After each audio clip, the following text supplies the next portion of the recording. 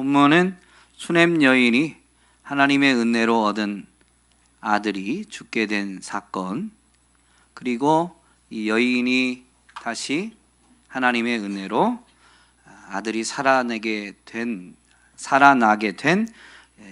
이야기입니다.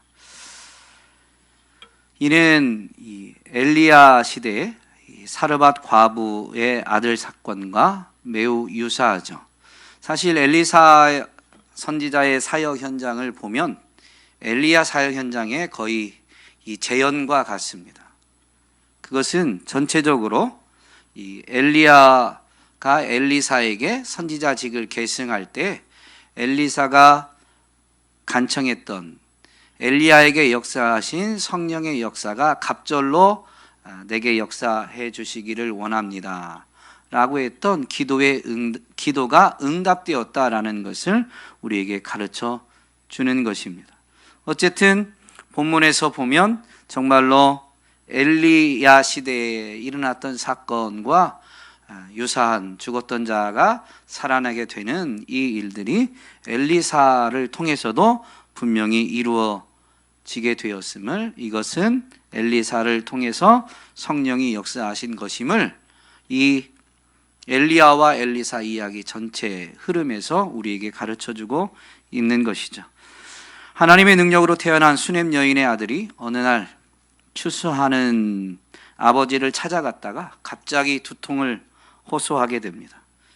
아들이 갑작스럽게 두통을 호소하니까 밖에서 추수하던 아버지가 아들을 데리고 뭐라고 해야 될까요? 의사를 찾아가거나 아니면 어머니 자기 아내에게 간 것이 아니라 사환을 불러서 아들을 어머니에게로 데리고 가라라고 지시하고 그 아버지는 밖에서 계속 일하고 있는 거죠. 오늘날 같으면 어떨까요?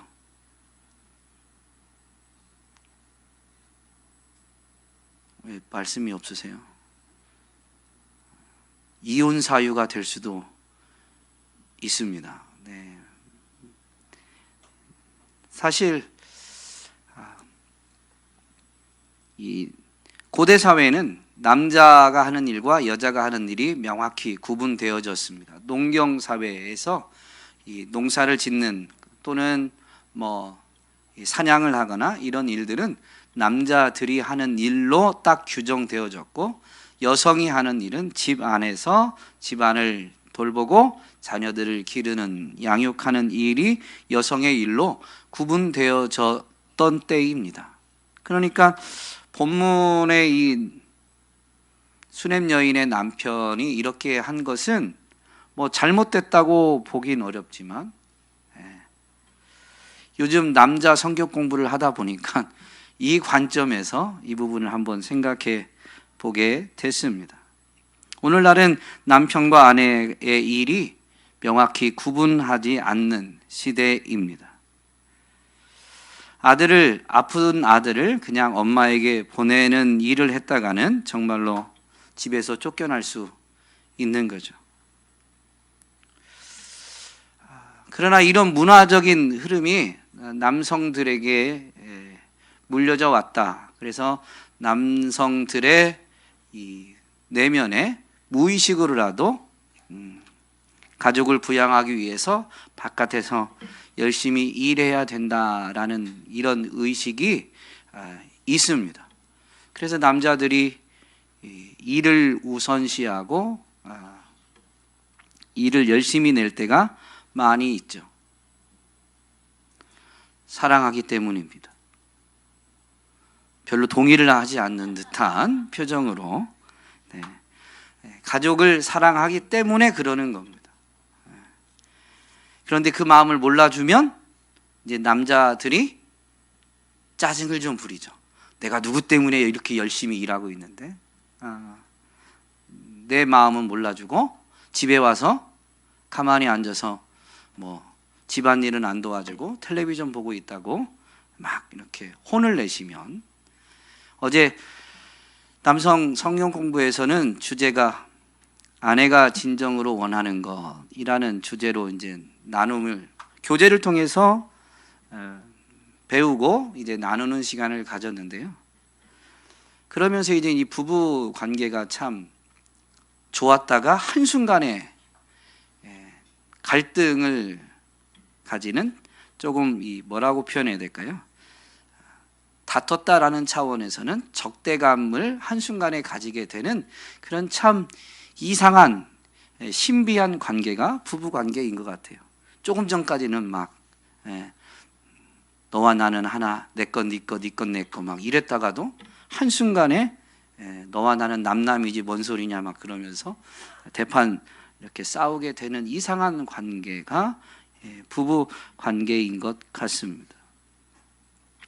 그런 이 부부 관계에서 이 아내가 정말로 원하는 게 뭘까? 그렇게 다퉜을 때 과연 화해는 누가 먼저 시도하는가? 이런 이제 질문과 나눔이 있었는데, 어제 뭐라고들 하셨을 것 같아요? 남자분들은 대답 안 하셔도 되고, 우리 여자 성도님들, 집사님, 권사님, 남자분들이 뭐라고 대답했을 것 같아요? 다퉜을 때 누가 화해를 먼저 시도해요? 아내분들이 먼저 하세요? 그러니까 남자분들 백날 내가 잘못했다고 해봐야 이게 화해를 시도한 거라고 느껴지지 않는 거죠. 어제 대화를 나누는데 남자분들이 잘못했다고 먼저 얘기를 한대요. 그러면 아니에요? 네?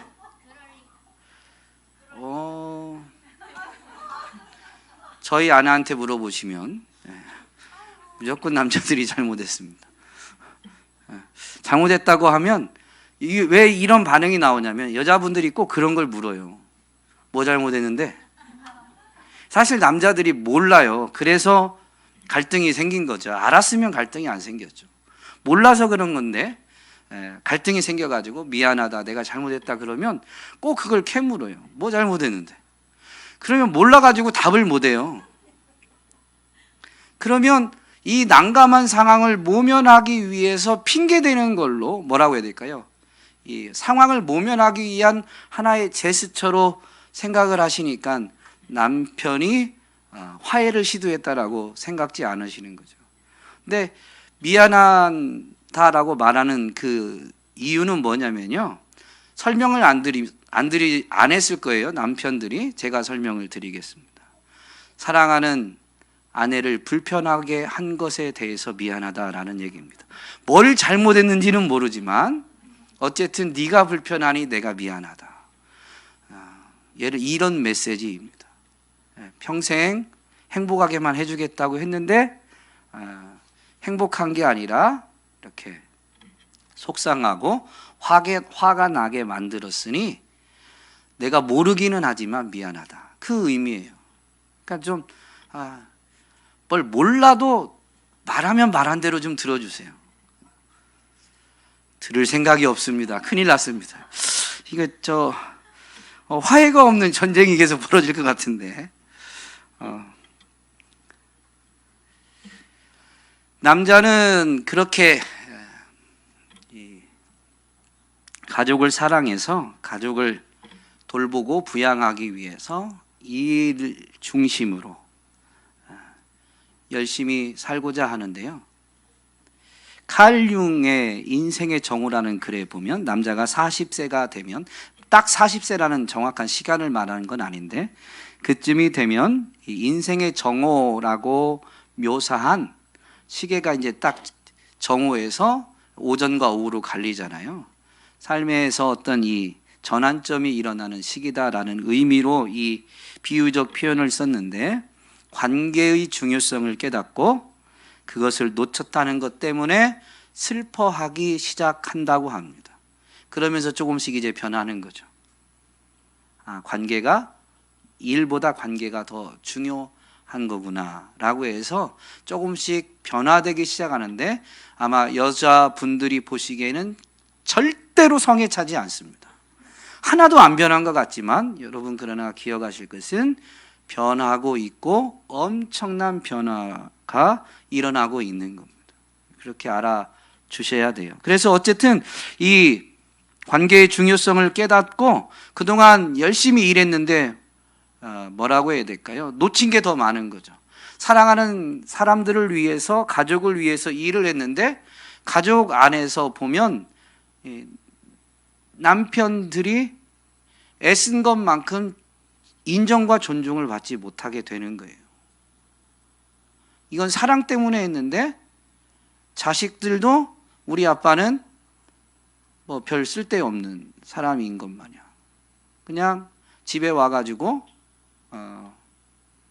소리나 지르고, 소리 지르는 이유가 너무 밖에서 열심히 일해서 피곤하다 보니까 작은 것에 좀 민감하게 과하게 반응하게 된 건데, 자식들 입장에서는 그냥 보이는 것만 이제 보게 되다 보니까 그런 대우를 받게 되는 거죠. 그러면서 내가 누구 때문에 열심히 일해왔는가, 난 무엇을 위해 살았는가, 내가 놓친 게 너무 많구나, 이게 깨달아져서 슬픔이 오고 외로움이 느껴진다고 합니다. 그래서 그 시기를 인생의 정오라고 한다고 칼 융이 글을 썼어요.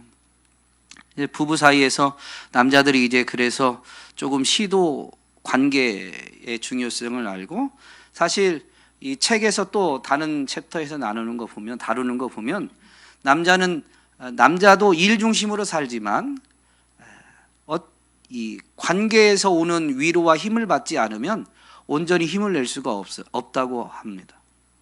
모든 사람이 그렇죠. 근데 남성은, 여성도 거의 그러겠지만 어쨌든 책은 남자 이야기를 다루니까 남성은 대부분이 아내에게서 그 관계로부터 받는 위로와 힘을 받으려고 한다고 합니다. 그러니까 아내에게서 못 받으면 남자는 위로와 관계에서 오는 힘을 받을 곳이 없는 거예요. 근데 어쨌든 40세가 돼서, 즉 인생의 정오 시기를 지나면서, 그래서 자신의 마음을 아내에게 이제 오픈하기 시작합니다. 어렵게 시도하는 겁니다. 그걸 알아주셔야 돼요. 일 중심으로 살다가 그 일 중심으로 살 때에는 경쟁 속에서 무언가를 성취해내야 되기 때문에 이 자신이 약하다라는 것을, 약한 면이 다 있는데도 불구하고 그걸 드러내지 않도록 살아왔어요. 그게 남성들의 삶의 방식이었습니다. 그런데 갑자기 내가 잘못 산 것 같다, 나 좀 요즘 외롭다, 힘들다, 이런 표현을 하게 되는 거죠. 누구한테 하겠어요? 아내한테밖에 할 데가 없어요. 그런데 아내가 그 말을 듣더니 어느 날 갑자기 그러는 거거든요. 근데 이 말이 나오기까지 남편들이 무수히 많은 고뇌를 갖고, 그리고 긴 시간 동안 슬퍼하고 외로워하다가 이걸 표현한 거예요. 그런데 그때 혹시나 아내분들이 뭔 쓸데없는 소리 하고 있냐고 하면 남자는 세상에 홀로 버려진 것 같은 그런 기분을 받게 됩니다. 배부른 투정이라고 무시하시면 안 됩니다. 어제 글에 보니까 여자가 정말 원하는 것, 진정으로 원하는 것이라고 하면서 10가지를 이야기하는데, 그 중에 하나가 뭐였냐면요, 이 아내는 남자의 속마음을 알기 원한다. 특별히 여자는 감정을 중요시 여기기 때문에 남자의 감정을 알기 원한다 라는 그런 부분이 있었어요. 그래서 이제 이런 걸 배우고 이제 나누는데, 내 감정이 어떻다고 얘기했다가는 혼난다고 그러더라고요. 그래서 여러분 좀 받아주세요. 네, 잘 받아주셔야 됩니다.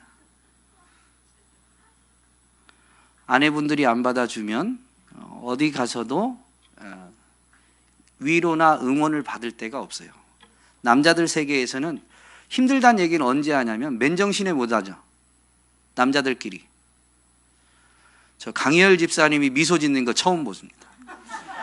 정말 평생 성실하게 일만 하셨는데 얼마나 외롭고 힘드셨겠어요. 그런데 어디 가서도 못 하는 거예요. 어디 가서도. 근데 그러니까 이게 주 안에서만 하거나, 즉 술에 취해야 되는데 성령의 술에 취하든가 알코올 술에 취하든가, 그러니까 맨정신에 못하고 술에 취할 때만 남자가 내가 약하다, 외롭다, 힘들다라는 말을 할 수 있는 거죠. 어쨌든 여러분, 남자들이 변해가고 있습니다. 변해가고 있습니다. 우리 교회 남자 성도님들이 물론 아직 40이 안 된 분도 있지만 대부분은 40을 넘어갔습니다. 사람마다 좀 개인적 차이는 있지만 어쨌든 인생의 정오를 지나가고 있는 겁니다. 조금 지나서 조금 더 간 분도 계실 수 있지만 어제 나누면서 그런 얘기 하시더라고요. 다들 이제 아내가 원하는 게 책에서도 배우지만 뭐를 원하는가라는 것을 조금씩 알겠다. 결혼한 지 어제 이제 결혼한 지 이제 2년 차라고 그랬나? 3년 차인 새신랑이 왔어요. 이상범 형제님이 오셨는데 처음으로 오셨는데 이제 다른 분들이 대화를 나누면서 그게 보이기 시작한 게 이제 결혼 10년이 넘어가니까 조금씩 보이더라. 그러면서 조금씩 바뀌어가고 있는 거죠. 그 전에는 사실은 모르는 거예요. 이 책 처음에 뭘 얘기를 하냐면 이 저자가 어디 강연장에 갔는데 누가 선물을 소포로 보내와서 뜯어보니까 책이 하나 왔는데 책 제목이 남자가 여자에 대해서 알고 있는 것들이란 제목이었어요. 그래서 책을 딱 열었는데 책이 꽤 두꺼운데 글자는 한자도 없었답니다. 무슨 메시지냐면 남자는 여자에 대해서 1도 모른다. 근데 결혼해서 10년을 살다 보니까 이제 하나 둘 아내가 여자가 원하는 게 뭐다라는 것을 알아가기 시작하게 된 거죠.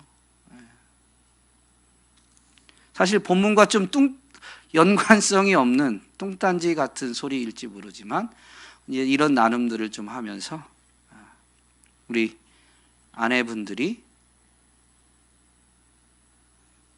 본문에 있는 이 수냄 여인과 같은 믿음의 사람들이 되셔가지고 웬 쓸데없는 소리냐, 뭐라고 해야 될까요? 그런 표현하지 마시고 잘 들어주시고 인정해 주시고 칭찬해 주시고 응원해 주시기 바랍니다. 당신이 밖에서 열심히 일해서 우리 가족이 하나님이 일용할 양식을 공급하시는 은혜를 누리고 여기까지 왔습니다. 당신의 수고와 헌신 때문에 우리 가족이 행복을 누리고 지금도 행복을 만들어가고 있습니다. 라고 이렇게 응원해 주시고 가능하면 아이들 앞에서 남편을 칭찬하고 응원해 주시기 바랍니다. 네. 아이들과 남편, 저희 집도 마찬가지인데요. 제가 물론 저도 아내 우선주의자입니다. 아이들한테도 얘기도 하고 아빠에게 1순위는 엄마다라고 큰 소리로 이야기를 하니까 그런데 아이들이 어려운 일이 있으면 절대 저를 찾아오지 않습니다. 엄마를 찾아갑니다. 제 자업자득이긴 한데 그런데 지혜로운 어머니, 제 아내 같은 이름이 현숙이거든요. 현숙한 아내는 아이들 앞에서 남편을 칭송해 줍니다. 그렇게 해서 행복을 가꾸어 가시기를 주님의 이름으로 부탁드립니다. 이 수냄 여인이 아들이 죽었어요. 그랬는데 남편에게 이제 와서 사환을 요청하게 되죠. 남편이 사환과 나귀를 요청하면서 하나님 사람에게 다녀오겠다라고 하니까 남편이 갑작스럽게 더군다나 지금 추수하는 시기니까 일손도 필요하고 당연히 일하는 데 도움이 되는 나귀도 필요한 순간인데 그걸 지금 사환 하나와 나귀 하나를 빼가려고 하니까 이 남편이 물어요. 초하루나 안식일도 아닌데 왜 하나님 사람에게 나아가고자 하느냐라고 묻습니다. 그냥 그녀가 사건을 다 말하지 않아요. 샬롬이라고 우리말에는 23절에 보면 평안을 비나이다, 평안을 위함입니다 라고 이야기만 하고 사환과 나귀를 이렇게 받아서 자기는 신속하게 하나님의 사람에게로 갑니다. 이 여인이 얼마나 믿음의 사람인가라는 것은 남편의 이 말에서 알 수가 있죠. 초하루나 안식일도 아닌데 어찌하여 그에게, 하나님의 사람에게 가고자 하느냐. 그 얘기는 무슨 얘기예요? 초하루나 안식일마다 이 수넴 여인은 하나님의 사람, 더군다나 그가 어디에 있어요? 갈멜산에 있었습니다. 거기에 가서 안식일을 지키고 예배를 드린 거죠. 초하루가 돼도 그 갈멜산까지 가서 절기를 지키고 예배를 드렸던 것입니다. 그런 믿음의 여인이 혼란스럽고 위기 상황이죠. 여러분, 아들이 죽었어요. 더군다나 노년에 얻은 아들이에요. 이게 그냥 생각해 볼 때 하나님의 은혜, 하나님의 능력이 아니면 얻을 수 없다라고 생각되어지는 그 시기 때 얻은 아들인 거죠. 그런 아들이 이제 자라다가 갑자기 죽게 되었어요. 여러분, 아들이 죽으면 남자가 더 슬퍼할까요? 여자가 더 슬퍼할까요? 정답은 없지만 대부분은, 그래도 보편적으로는 엄마가 훨씬 더 슬퍼합니다. 그럼 어쩔 수 없어요. 엄마는 뱃속에 10달을 데리고 있었고 출산하자마자 자기 젖을 물리거나 젖을 직접 물리지 않고 분유를 먹일지라도 엄마의 품 안에서 보내는 시간이 아빠가 분유를 먹였다고 해도 분유를 아빠가 먹인 시간보다는 보편적으로는 많습니다. 그러니 이 유착되어진 부분에서 오는 그 친밀함은 엄마가 훨씬 클 수밖에 없어요. 그런 아들이 갑작스럽게 죽음을 당했다. 여러분, 엄마가 훨씬 더 충격이 크고 슬플 때인데 이 여인이 지금 어떤 자세? 여러분, 지혜롭고 믿음의 자세를 보이는 거죠. 평안을 비나이다, 샬롬을 이야기하면서 감정에 매몰되지 않아요. 그렇게 해서 하나님 사람에게 찾아가는데 엘리사가 갈멜산 꼭대기쯤에 있다가 이렇게 다가오는 수넴 여인을 보고 게하시를 보내게 됩니다. 게하시가 안부를 묻는데 이 수넴 여인이 샬롬이라고, 평안하다라고 답변하고 그냥 계속 엘리사에게로 가요. 그리고 엘리사 앞에 오게 되자 엘리사의 발을 붙들게 됩니다. 아마 붙들고 운 거죠. 그때서야 울게 된 거예요. 그런데 여러분, 이 본문에서 재밌는 표현이 있어요. 엘리사를 엘리사라고 표현하지 않습니다. 뭐라고 일관되게 엘리사를 호칭하고 있어요? 하나님의 사람. 지금 여인의 입장에서는 엘리사라는 사람을 찾아간 게 아니에요. 하나님을 찾는 겁니다. 그래서 하나님의 뜻을 나타내 주시는, 하나님의 역사를 이루어 주셨던 그 사람, 하나님의 사람이라고 묘사하고 있는 겁니다. 그 앞에 가서야 하나님의 사람 앞에 갔지만 이 여인은 지금 하나님 앞에 나온 거예요. 그리고 나서 울게 되고, 여인이 평안하다라고 해놓고 엘리사 앞에 와가지고 갑자기 엘리사 발을 붙들고 막 우니까 이상한 거죠. 말과 행동이 다르잖아요. 그러니까 게하시가 이걸 만류하려고 했는데 엘리사가 오히려 게하시에게 내버려 두라라고 하면서 그녀가 심히 괴로워하는데 여호와께서 숨기시고 말씀하지 아니하셨다라고 말합니다. 여러분, 여기서 우리가 생각해 볼 필요가 있죠. 하나님은 모든 것을 계시해 주지 않으십니다. 계시의 주권도 하나님께 있습니다. 특별히 개인의 괴로움과 아픔과 슬픔은 하나님이 딴 사람에게 미리 알려주지 않으세요. 여러분 각자가 그것을 가지고 하나님 앞에 나와서 여러분이 직접 하나님께 눈물과 기도를 올려드리기를 원하고 계십니다. 생각해 보면 이 수넴 여인이 아들의 죽음으로 이렇게 슬펐는데 엘리사의 발을 붙드는 순간부터 눈물이 하염없이 흐를 정도로 너무나 슬프고 충격적이었는데 왜 그녀는 자기 남편에게도 샬롬을 말하고 게하시에게도 샬롬을 말했을까요?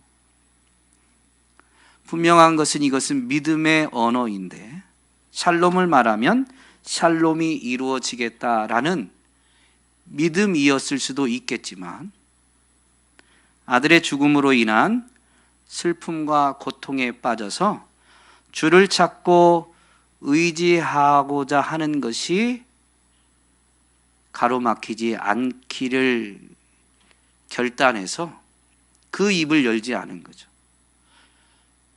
아들이 죽었다라는 말을 자기 입으로 내뱉는 순간 그 슬픔과 충격에 자기가 매몰될 수 있으니까 오히려 그걸 말하지 않고 이것을 하나님 앞에 가지고 나아가기까지 평안을 이야기하면서 정말로 스스로 마음을 다잡은 거죠. 그리고 하나님 앞에 가서는 진솔하게 슬픔과 고통을 토로하면서 마치 이제 엘리사와 이어지는 이야기를 보면 따지는 것 같아요. 따지듯이 내가 언제 아들 달라고 했습니까?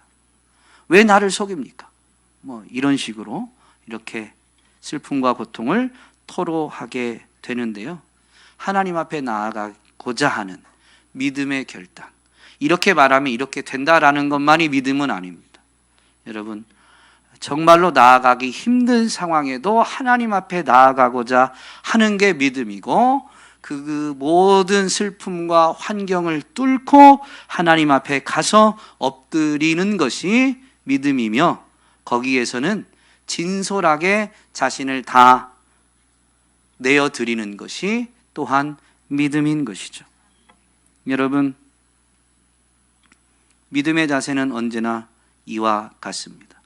여러분, 이 수넴 여인이 엘리사가 정말로 아들을 살릴 것을 100% 믿었을까요? 믿고 싶었겠지만 그리 아니하실지라도 라는 부분이 분명히 있을 겁니다. 그럼에도 불구하고 하나님께 나아가는 겁니다. 들어주실 수도 있고 이게 하나님이 들어주시지 않으실 수도 있습니다. 그런데 믿음의 사람은 모든 것을 가지고 들어주시든 거절하든 그건 하나님의 주권이니까 내가 할 수 있는 최선은 올바른 믿음의 자세는 내가 감당할 수 있는 것이든 오늘 본문과 같이 내 힘으로 해결할 수 없는 것이든 그 모든 것을 가지고 하나님 앞에 나아가는 것, 그것이 바로 참된 믿음인 것이죠. 오늘 저와 여러분이 이런 믿음의 자세를 가지고 중간에 얘기가 좀 곁길로 샌 것 같지만 가장 가까운 관계에서부터도 믿음의 시선을 가지고 믿음의 언어를 이야기하면서 감정에 휩쓸려서 정말로 세워야 될 그런 관계들을 잃어버리는 것이 아니라 혹시나 속상함이 있으면 거기에서는 삶의 자리에서는 평안을 믿음으로 선포하고 속상함은 하나님 앞에, 억울함은 하나님 앞에, 분노는 하나님 앞에 끝까지 가지고 와서 하나님 앞에 토로하면서 하나님이 주시는 위로와 힘을 가지고 배우자에게 또는 다른 사람에게 내가 사랑과 위로를 받는 사람이 아닌 주님이 우리에게 사랑과 긍휼과 자비와 심지어 생명까지 내어주신 것처럼 우리도 오히려 사랑을 베풀고 긍휼을 베풀고 섬기는 삶을 살아낼 수 있기를 주님의 이름으로 축복합니다. 놀라운 것은 이 수넴 여인의 탄식과 절망이 결국엔 본문에는 이제 짧게 기록하다 보니까 아들이 살아나는 일이 일어나게 되지만 어쨌든 이 하나님께 가지고 나오면 최종 결론은 탄식과 절망이 기쁨과 감사로 바뀐다는 겁니다. 예, 가장 확실한 것은 적어도 부활의 때에는 이것은 변함없는 불변의 진리인 것이죠. 저와 여러분이 그렇게 믿음으로 살아서 슬픔과 탄식과 아픔이 기쁨과 감탄과 감사로 바뀌게 되는 간증자들이 되시기를 주님의 이름으로 축복합니다.